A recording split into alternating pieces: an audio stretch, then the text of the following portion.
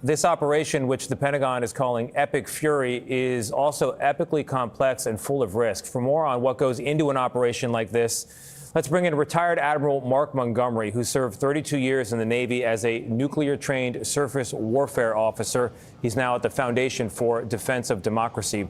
Also here is CBS News contributor and Marine Corps veteran Elliot Ackerman. Admiral, I'd like to begin with you. Thank you very much for joining us here. You were a strike group, carrier group planner at one point. You know more than anyone on this channel right now about what went into a strike like this. Take us through what you saw, what stood out.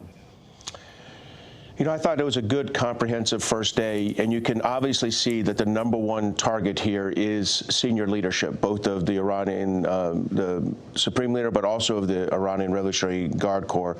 I think what went alongside this was what's called suppression of enemy air defense.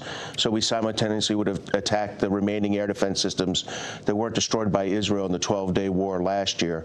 And this is all a precursor for follow-on strikes over the next, I would suggest, probably 2 weeks, where we go after the other targets that didn't need the surprise that the targeting of the Iranian leadership did. So you would clearly hit them on day one while they were loose with their security, as loose as they would be with their security, and where you could get as many as possible. And while getting the Supreme Leader was very important, you can also see they made some serious inroads on other IRGC leadership and military leadership. Admiral, you've seen the response from Iran.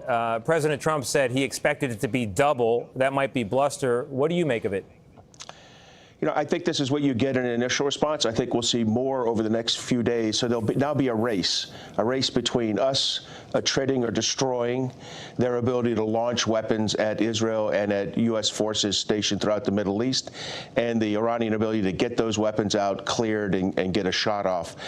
So I suspect the next few days worth of strikes will be heavily focused on current Iranian ballistic and cruise missiles and on their drone launch facilities to ensure that these get knocked down. But this was a decent response. I was surprised that the shot got into our NAV Center, Naval Forces Central Command headquarters in Bahrain. But also, we should assume that the adversary will be able to impose some cost on us in retaliation. Elliot, let's bring you into this. Are you skeptical of the wisdom of this operation? I think it all depends on the outcome. You know, this is obviously a very complex operation. We are seeing basically, you know, move one moving into move two of what's going to be a 40-move game. So there's a lot of risk inherent with this, as there is any time you embark upon a path of war. And I think we're just going to have to watch very closely in the days, weeks, and perhaps months ahead.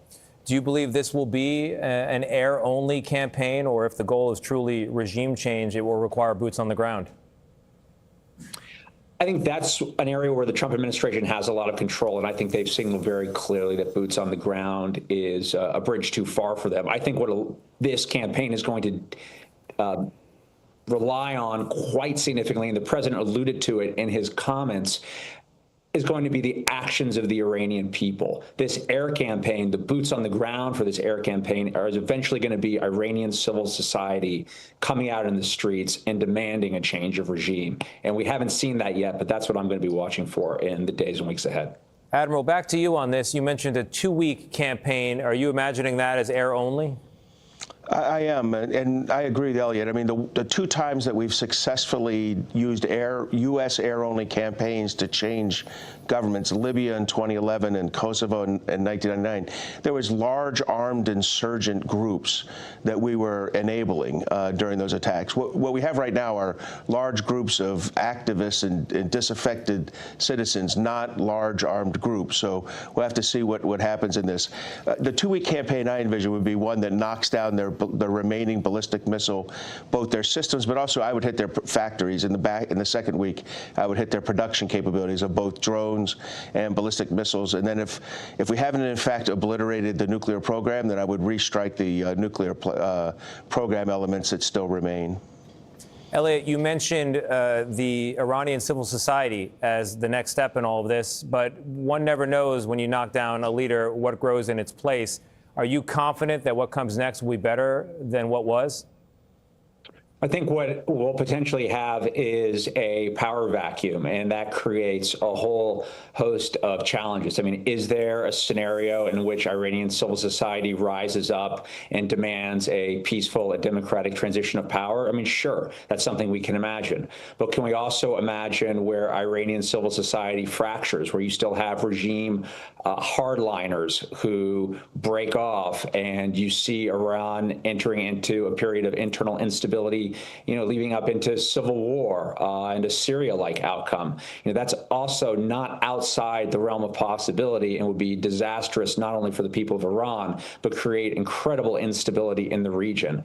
All of this is in play right now, and I think the United States, because this is an air-only campaign, we will only have the ability to affect so much in the weeks and months going forward. Admiral, in our final 30 seconds here, I'm curious, how long can these strike groups float off the coast in the region? Strike groups, especially when you're in combat like this, you do need some breaks, but the reality is they can maintain station for 3 to 6 months. Now, the Ford is in a unique condition, the aircraft carrier strike group in the Eastern Mediterranean. It's already been on deployment for 10.5 months. It's about to break the record for longest post-Vietnam deployment. So that one may need to be replaced, but the Lincoln can stay on station for 3 to 6 months easily. I appreciate the expertise. Admiral Mark Montgomery and Elliot Ackerman, thank you both.